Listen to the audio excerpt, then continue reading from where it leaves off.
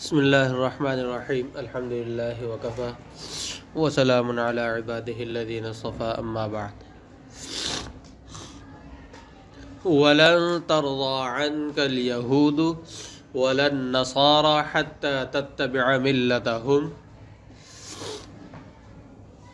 فرمایا کہ یہود آپ سے راضی نہ ہوں گے اور اسی طرح نصارہ بھی آپ سے اس وقت تک راضی نہ ہوں گے یہاں تک کہ آپ ان کی ملت کی اتباع کریں، یہاں تک کہ آپ ان کی ملت کی اتباع کریں۔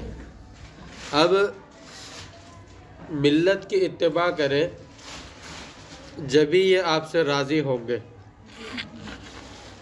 ورنہ یہ آپ سے راضی نہیں ہوں گے، خوش نہیں ہوں گے۔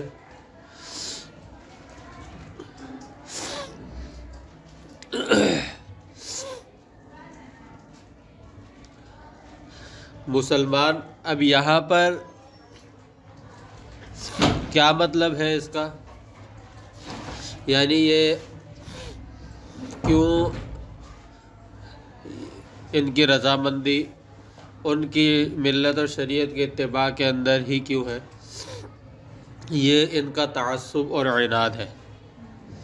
وجہ اس کی یہ ہے کہ ایک ہوتا ہے غیر یعنی موجودہ جو بھی شریعت ہو اس کا انکار کرنے والے پر ایک ہوتا ہے شریعت کا حکم، اس کا رضامندی یا ناراضگی سے کوئی تعلق نہیں ہوتا۔ اور اب جو موجودہ شریعت کا انکار کر رہا ہوگا یعنی کافر ہوگا موجودہ شریعت کی روشنی میں، تو وہ رضامند ہو یا نہ ہو شریعت کا حکم اس پر وہی لگے گا کہ یہ کافر ہے اور اسی حالت میں مر گیا تو جہنمی ہے، باتیں نہیں کریں۔ دوسرا،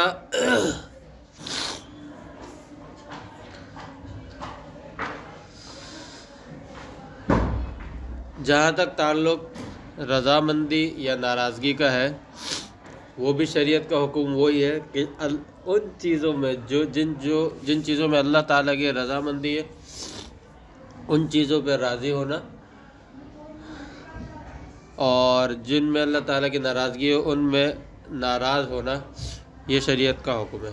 باقی ان کی رضامندی اور ناراضگی کا مدار تو اس پر ہے کہ یہ ہماری ملت کی اتباع کر لیں۔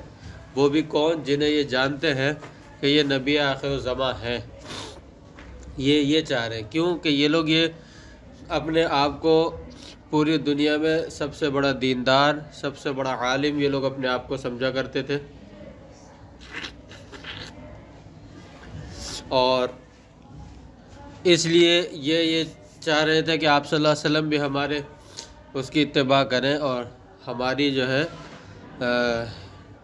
سرداری اور ہماری جو ہے یعنی یہ باقی رہے کہ ہم ہی سب سے بڑے دیندار ہیں۔ لیکن اللہ تبارک و تعالی نے بتا دیا کہ غور سے دیکھو کون سب سے بڑا دیندار ہے اور کون تعصب پرست، متعصب، متعند اور عناد پرست ہے، وہ اللہ تبارک و تعالی نے بتا دیا۔ اللہ تبارک و تعالی نے صاف صاف فرما دیا۔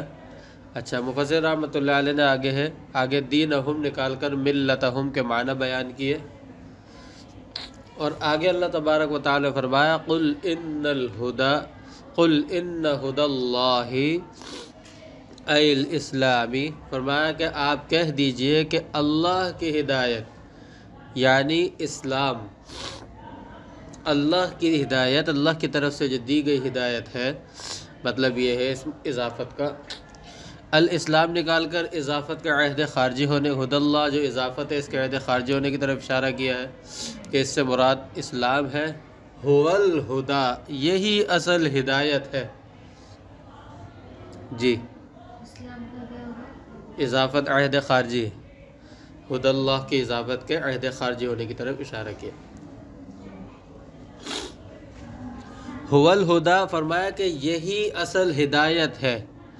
وما عداہ ضلال، اور اس کے علاوہ جو کچھ ہے وہ سب گمراہی ہے۔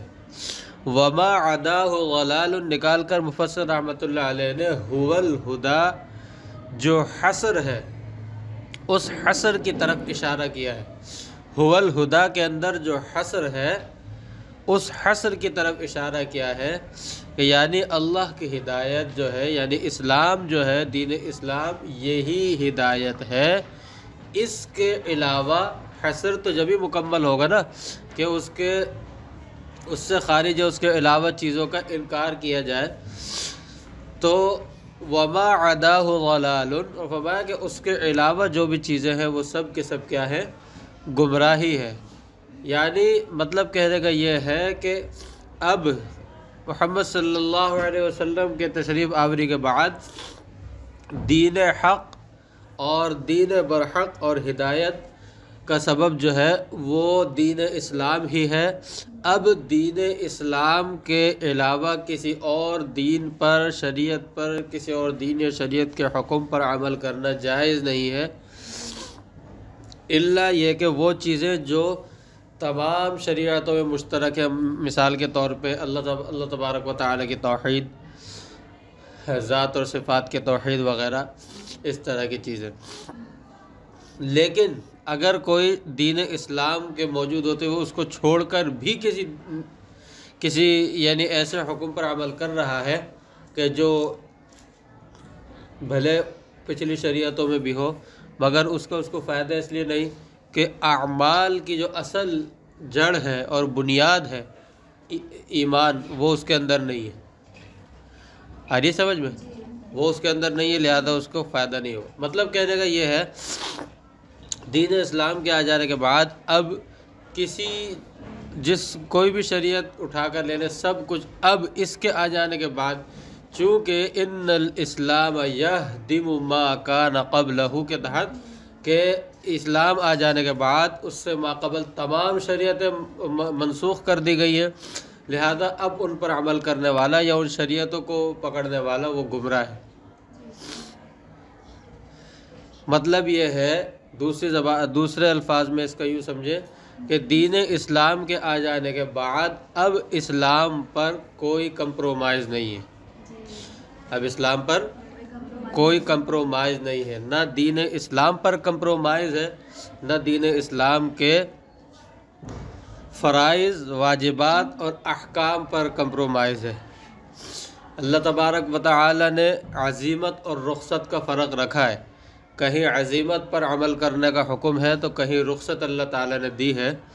اگر کوئی بیماری نہ ہو، کوئی شرعی معنی نہ ہو یا طبعی معنی نہ ہو یا حسی معنی کوئی نہ ہو، تو اس صورت میں روزہ رکھنا رمضان میں فرض ہے عاقل بالغ مسلمان پر، روزہ رکھنا فرض ہے اگر یہ عزیمت ہے۔ اور اگر کوئی معنی شرعی طبعی معنی ہے، بیماری ہو گئی یا اور کوئی معنی ایسا ہے، تو اس صورت کے اندر رخصت ہے کہ اگر شرائط پائی جائے تو رخصت ہے کہ وہ بعد میں روزے رکھ لے۔ نہیں رکھ سکتا، بالکل ایسی بیماری ہے شیخ فانی ہو جیسے، تو اس کے لیے پھر فدیے کا راستہ یعنی رخصت ہے، مگر اس حکم پر عمل کرنا لازمی ہے، چاہے وہ فدیے کی صورت میں ہو، چاہے وہ روزے رکھنے کی صورت میں ہو، جہاں جہاں حکم لگتا ہے۔ تو شریعت کے احکام پر کوئی کمپرومائز نہیں ہے، شریعت پر، دین اسلام پر کوئی کمپرومائز نہیں ہے۔ ظاہر سے بات ہے ان الہدی ہدی اللہ، وہ اس بات ہی کو بیان کر رہا ہے کہ اس پر کوئی کمپرومائز نہیں ہے۔ اور آج ہو کیا رہا ہے، ذرا آج موجودہ زمانے میں بھی دیکھ لیں، کبھی تو ختم نبوت کے قانون پر کمپرومائز کرنا شروع کر دیتے ہمارے حکمران، دیندار طبقہ اس کے خلاف اٹھ کر آتا ہے تو وہ شدت پسند اور جو ہے دہشت گرد، اس طرح کے القابات سے وہ نوازا جاتا ہے۔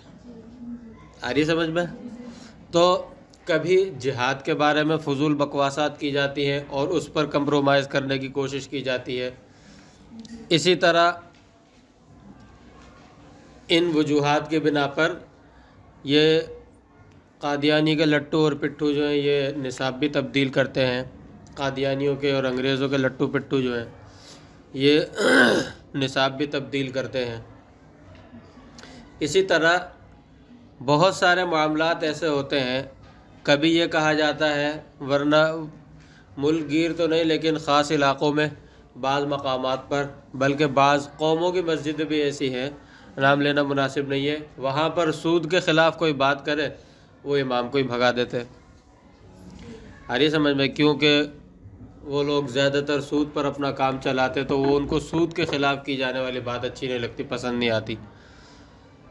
تو کہیں فساد جو ہے حکمرانوں کے اعتبار سے ہے، کہیں فساد قوموں کے اعتبار سے ہے، جبکہ اللہ تبارک و تعالی نے فرما دیا ان الہدی ہدی اللہ، دین اسلام پر اور احکام اسلام پر، ظاہر سی بات ہے احکام اسلام پر کمپرومائز نہیں ہے، جبھی تو جو مسلمان نہیں ہو رہا چاہے وہ کتنے ہی خیر کے کام کر لے اس کو آخرت میں کوئی بدلہ، کوئی اگر وہ مسلمان ہوئے بغیر ہی مر گیا تو اس کو آخرت میں کوئی فائدہ نہیں ہوگا ان چیزوں کا، بلکہ اگر وہ مسلمان بھی ہو گیا پھر بھی کفر کی حالت میں کی گئی نیکیوں کا بدلہ تھوڑی ملے گا اس کو، وہ تو اسلام کی حالت میں کی گئی نیکیوں کا بدلہ ملے گا۔ تو احکام اسلام پر ہی، اسلام پر کوئی کمپرومائز نہیں ہے، مطلب یہ کہ احکام اسلام پر کوئی کمپرومائز نہیں ہے۔ پھر جو اسلام کی جڑیں ہو، ختم نبوت کا مسئلہ ہو گیا، اسی طرح صحابہ کرام جو ہمارے دین اسلام کی جڑوں کا ہی ایک اہم ترین حصہ ہے، آپ صلی اللہ علیہ وسلم کے ساتھ آپ صلی اللہ علیہ وسلم کے صحابہ کرام، یہ جو دین اسلام کا شجرہ اٹھتا ہے یہ اس شجرے کو اٹھانے والے اور اس کا مین تنا اور جڑ ہے۔ تو ان لوگوں کے متعلق فضول بکواسات کرنا اور برے برے الفاظ کہنا، تو مطلب کہنے کا یہ ہے یہ کچھ چیزیں ایسی ہیں جو دین اسلام کی جڑ ہے اور اہم ترین حصہ ہے، ان پر کوئی کمپرومائز نہیں ہے۔ احادیث کے بارے میں کوئی کمپرومائز نہیں ہے، بہت سے لوگ جو احادیث گھڑ گھڑ کر، یہ سلسلہ ابھی سے نہیں صدیوں سے چلتا ہوا آ رہا ہے، گھڑ گھڑ کر اپنی طرف سے حدیثیں پیش کرتے ہیں۔ 3 لاکھ حدیثیں تو انہوں نے میرے خیال سے 3 لاکھ حدیثیں شیعوں نے اہل بیت کے بارے میں گھڑی ہیں، اور بھی بہت سارے لوگوں نے گھڑی حدیثیں، لیکن ہر دور میں اللہ تبارک و تعالی نے ایسے رجال پیدا فرمائے ہیں جنہوں نے صحیح احادیث اور من گھڑت احادیث، موضوع اور غیر موضوع احادیث کو الگ الگ واضح کیا۔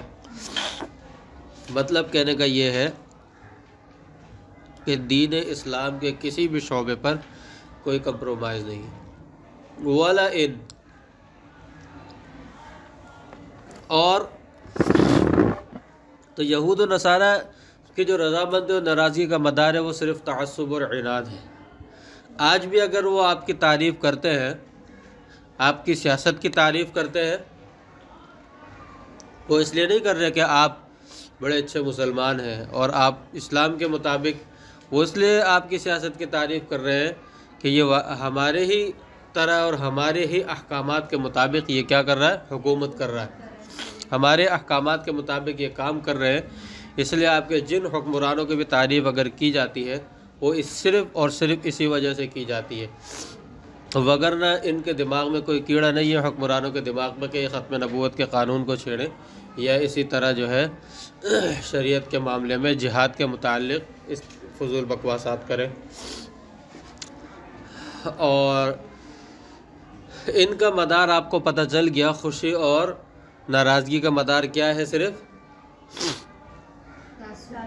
تعصب اور عناد ہے، دین سے ان کا کوئی لینا دینا نہیں ہے، یہ خود اپنے دین پر نہیں چلتے تو دوسروں سے کیا ہو۔ اور اگر وَلَئِن، اور اگر لام قسم، یہ لام لئن کے اندر جو لام ہے اس کے لام کی تعیین کی ہے کہ یہ لام قسم ہے، اور اگر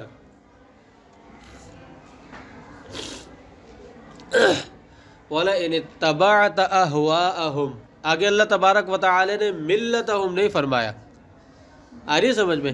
پیچھے تو کیا فرمایا تھا کہ حتیٰ تتبع ملتہم، مگر یہاں اللہ تبارک و تعالیٰ نے فرمایا وَلَئِنِ اتَّبَعْتَ أَهْوَاءَهُمْ، اگر آپ نے ان کی خواہشات کی اتباع کی، اس سے پتہ چلتا ہے کہ یہ جو چاہتے ہیں، جب اسلام کے بعد سب کچھ منہدم ہو گیا، وما عداہ ضلال ہو گیا، اب ان کی جو چاہت، یہ جو چاہتے ہیں، یہ ملت ولت تو باقی نہیں رہی، یہ صرف اپنی خواہشات کے پیچھے لانا چاہتے ہیں۔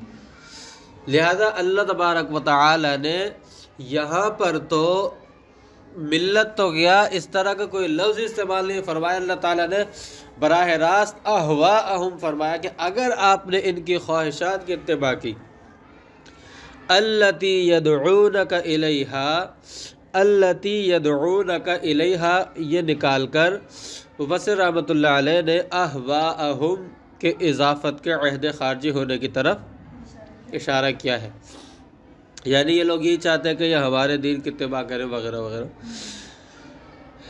میں نے جو آپ کو شروع میں بات کہی تھی کہ یہ اس کا مدار، ان لوگوں کا مدار صرف تعنت اور عناد تعصب ہے، وہ آیت کے اس حصے سے بخوبی واضح ہو گیا۔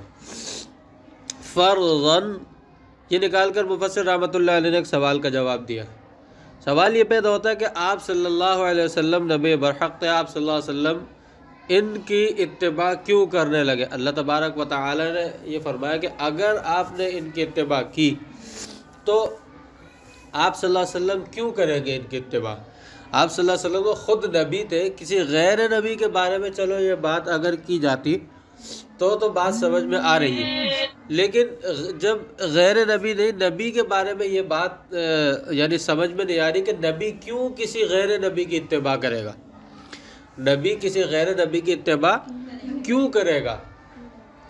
تو یہ جو قرآن میں فرمایا یہ بظاہر سمجھ میں نہیں آ رہی، تو فرمایا مفسر رحمۃ اللہ علیہ نے یہ فرضاً، بطور فرض کے، کہ فرض کریں آپ اگر آپ نے ان کی خواہشات کی اتباع کر لی، آ رہی بات سمجھ میں؟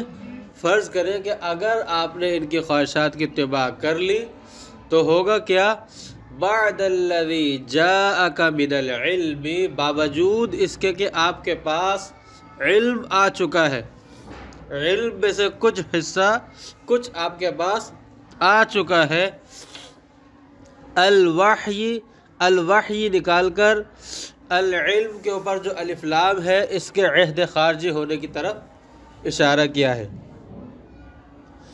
من اللہ، یہ متعلق کو بیان فرمایا، من اللہ متعلق کو بیان فرمایا، ما لک من اللہ من ولی، تو آپ کے لیے اللہ تبارک و تعالی سے کوئی آپ کی حفاظت کرنے والا نہیں ہوگا، یعنی کوئی بچانے والا نہیں ہوگا، حفاظت نہیں کرے گا۔ یحفظک، یہ ولی کے مرادی معنی بیان فرمائے، ولی اور بھی بہت سے معنی میں استعمال ہوتا ہے، مگر یہاں جو مراد ہے وہ معنی بیان فرما دیا کہ اللہ سے آپ کی کوئی حفاظت نہیں کر سکتا، اللہ کے علاوہ آپ کی کوئی حفاظت نہیں کر سکتا، ولا نصیر، اور نہ ہی کوئی مددگار ہے، کوئی مدد کر سکتا ہے آپ کو، یمنعک، جو کہ آپ کو روکے، منہ، کس سے روکے؟ اللہ تبارک و تعالی سے، مطلب ہے کہ آپ کو اللہ تبارک و تعالی کے عذاب سے یا ناراضگی سے بچائے، ایسا نہیں ہو سکتا۔ یمنعک، یہ مراد معنی بیان فرمایا نصیر کے، اور منہ جو ہے یہ متعلق کو بیان فرمایا، منہ نکال کر متعلق کو بیان فرمایا۔ الذین آتیناہم الکتاب، وہ لوگ کہ جنہیں ہم نے کتاب دی، مبتدأ، فرماتے ہیں کہ یہ مبتدا واقع ہو رہا ہے ترکیب کے اعتبار سے یہ حصہ، لہذا یہ ترکیب کو بیان فرمایا مفسر رحمۃ اللہ علیہ نے۔ یتلونہ حق تلاوتہ، یہ اس کو جن کو ہم نے کتاب عطا کی وہ اس کی تلاوت کرتے ہیں جیسا کہ اس کی تلاوت کرنے کا حق ہے۔ ای یقرؤونہ، یقرؤونہ نکال کر مفسر رحمۃ اللہ علیہ نے یہاں پر بتایا کہ یہاں پر مراد تلاوت بالقرآن مراد ہے، تلاوت بالقرآن مراد ہے یقرؤونہ نکال کر، کما انزل جیسا کہ، کیسی تلاوت کرتے ہیں قرآن کریم کی؟ جیسا کہ وہ نازل ہوا، جیسا کہ وہ نازل ہوا، یہ مراد معنی بیان فرمائے۔ والجملۃ حال، فرمایا کہ جملہ جو ہے یہ حال واقع ہو رہا ہے، اور حق کا جو لفظ آیا حق تلاوتی میں، یہ حق جو ہے نصب علی المصدر، یہ مصدر ہونے کی وجہ سے منصوب ہے، یہ مصدر ہونے کی وجہ سے منصوب ہے۔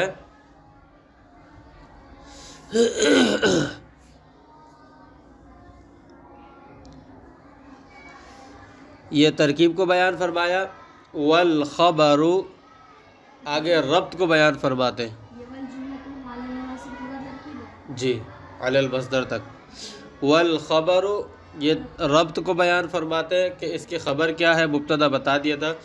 اولئک یؤمنون بہ، وہ لوگ اس پر ایمان لاتے ہیں، ایمان رکھتے ہیں۔ نزلت فی جماعت قدموا من الحبشۃ واسلموا، شان نزول مؤخر کو بیان فرما رہے ہیں کہ یہ ایک حبشہ سے آنے والی ایک جماعت کے بارے میں یہ آیت نازل ہوئی ہے کہ جو مسلمان ہو گئے تھے۔